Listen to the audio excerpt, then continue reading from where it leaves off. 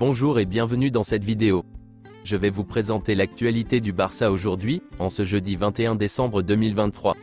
Si vous êtes nouveau sur la chaîne, ici je parle généralement de l'actualité du Barça. Donc n'hésite pas à t'abonner, et appuyer sur le bouton j'aime et un commentaire pour le référencement, et ainsi me soutenir. Voici mon compte TikTok, pour les intéressés. Merci, et commençons.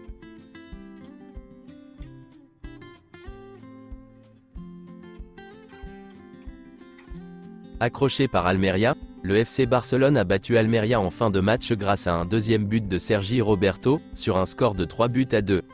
Ouf de soulagement pour les Blaugrana, qui reviennent à 6 points de Girona. Voici quelques déclarations de Xavi après le match. La première mi-temps n'est pas acceptable. Je leur ai dit à la mi-temps que nous devions faire un pas de plus, dans tous les domaines, les valeurs, l'attitude, le jeu, la défense, tout. En deuxième mi-temps, nous avions déjà une âme. Je pense que cela arrive parce que nous manquons de confiance, et que nous jouons sous pression. Nous leur avons donné 2 buts. Cela résume bien notre saison. Le point positif est que nous n'avons pas abandonné. Sergi Roberto est un exemple pour tout le monde. La façon dont il a motivé les joueurs à la mi-temps, c'est un leader. Je suis très heureux pour Sergi Roberto. En tant que milieu de terrain, il a marqué 2 buts, et il était tout près d'en marquer un autre. Il est un exemple pour les autres joueurs. Oriol Romeu a bien joué les minutes qu'il a jouées. Iñaki Peña nous a donné la victoire sur le dernier arrêt qu'il a fait. Christensen a été remplacé parce qu'il avait un carton jaune.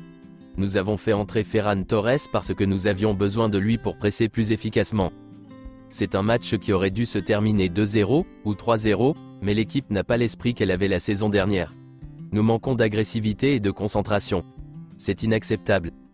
En tant qu'entraîneur, j'ai dit aux joueurs que je ne pouvais pas accepter la première mi-temps. Nous ne sommes pas le Barça de 2010. Ce qui nous manque en efficacité, nous devons le compenser en agressivité. Nous ne pouvons pas jouer comme ça. Il est normal que les supporters sifflent. Notre première mi-temps est inacceptable. Soit nous donnons le meilleur de nous-mêmes, soit nous ne gagnerons rien. Nous devons courir comme des animaux pour gagner quoi que ce soit. Le résultat d'aujourd'hui m'importe peu. Le plus important est que nous fassions preuve d'une bonne attitude. C'est ainsi que nous avons remporté 2 titres la saison dernière. Almeria a eu 12 ou 13 occasions contre l'Atlético. Ce n'est pas une mauvaise équipe, ils n'ont pas un mauvais entraîneur. En fait, ils jouent très bien. Mais même dans ce cas, le problème, c'est nous. Tout ce que je veux, c'est que l'équipe ait une âme, une attitude. C'est comme ça que nous avons gagné des titres l'année dernière. Je pense qu'en général, nous jouons bien en défense, mais les erreurs individuelles nous coûtent cher. Sur le premier but, il y a eu une erreur avec le ballon, et sur le deuxième, nous avons été malchanceux. Iñaki se heurte à Araujo, malheureusement. Vitor Roque a l'intensité et la fin dont j'ai parlé. Il a une mentalité de gagnant. Nous verrons comment il s'adaptera, mais il peut être crucial pour nous. Notre objectif en 2024 est de gagner plus de points en Liga. Notre objectif général cette saison est de gagner des titres. La pause va nous faire du bien, pour déconnecter, pour être avec nos familles, et plus tard pour être concentrés. Nous devons éviter la première mi-temps. Ces 2 semaines vont nous permettre de nous reposer, de déconnecter maintenant pour une année 2024 avec des titres.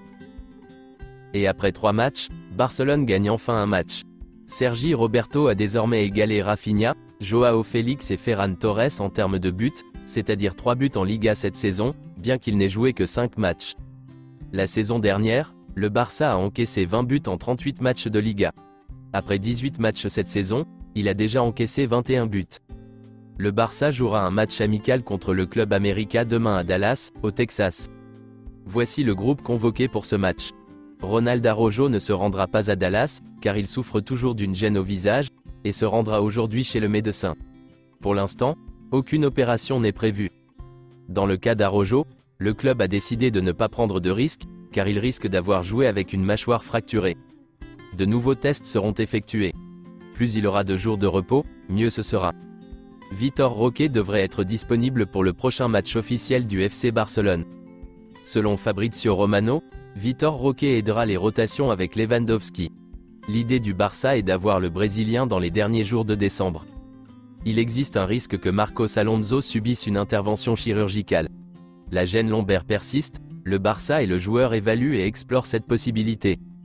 Les problèmes de dos persistent pour Marcos Alonso. Après les vacances, il sera évalué. Il pourrait subir une opération comme Ter Stegen, mais le joueur essaiera de l'éviter. Marcos Alonso ne quittera pas le Barça au mercato d'hiver. Le club évaluera son avenir à la fin de la saison, mais l'issue probable est un départ. Aujourd'hui ou demain, il sera décidé si Marcos Alonso subit une intervention chirurgicale. Tout porte à croire que l'opération aura lieu. Il subira une microchirurgie arthroscopie pour son mal de dos, et le temps de récupération est de 2 mois maximum. C'est officiel, lors de la séance d'entraînement de mardi, Pedri a subi un choc qui a entraîné une légère blessure musculaire. Il est sorti et son rétablissement déterminera sa disponibilité. Selon certaines informations, Pedri sera indisponible pendant 2 semaines. Pedri s'est blessé 6 fois au quadriceps au cours des 3 dernières saisons.